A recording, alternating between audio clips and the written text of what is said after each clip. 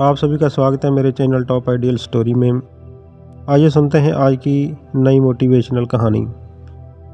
एक छोटा सा परिंदा अपने परिवारजनों से बिछड़कर अपने घोंसले से बहुत दूर आ गया। वो परिंदा अभी बहुत छोटा था, उसे अभी उड़ान भरना नहीं आता था। उसने उड़ना सीखना अभी शुरू किया था। उधर वो छोटे परिंदे के परिवार वाले बहुत परेशान थे और उसके आने की राह देख रहे थे। वह उड़ने की काफ़ी कोशिश कर रहा था, पर बार बार कुछ ऊपर उठकर गिर जाता। कुछ दूर से एक और पंछी अपने मित्र पंछी के साथ ये सब कुछ बड़े गौर से देख रहा था। कुछ देर देखने के बाद वो दोनों पंछी वो छोटे परिंदे के करीब आ पहुँचे और छोटा परिंदा उन्हें देखकर पहले तो घबरा गया, लेकिन फिर उसने सोचा कि शायद ये उसकी मदद करें और उसे अपने घर तक पहुंचा दें।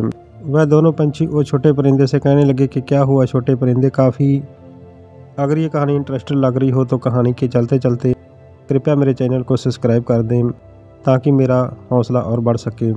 लौटते हैं कहानी की तरफ।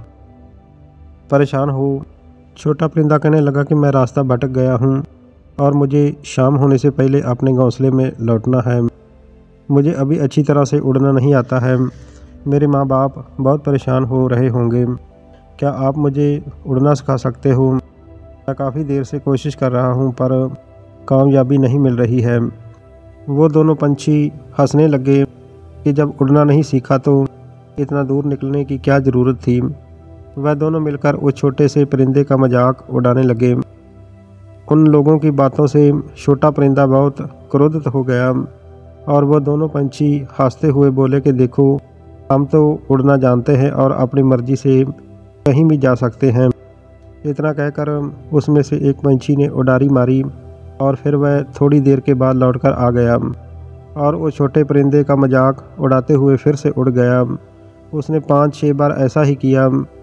जब इस बार वो उड़कर वापस आया तो छोटा परिंदा वहाँ नहीं था। उसने अपने मित्र पंछी से पूछा कि क्या छोटे परिंदे ने उड़ान भर ली, तो उस समय उस पंछी के चेहरे पर खुशी झलक रही थी। उसके मित्र पंछी ने कहा कि हाँ, छोटे परिंदे ने तो उड़ान भर ली है, लेकिन तुम इतना खुश क्यों हो रहे हो मित्र? तुमने तो उसका इतना मजाक उड़ाया था। वो पंछी अपने मित्र से बोला कि तुमने सिर्फ मेरी नकारात्मकता पर ध्यान दिया है, लेकिन वो छोटा परिंदा मेरी नकारात्मकता पर कम और सकारात्मकता पर ज़्यादा ध्यान दे रहा था।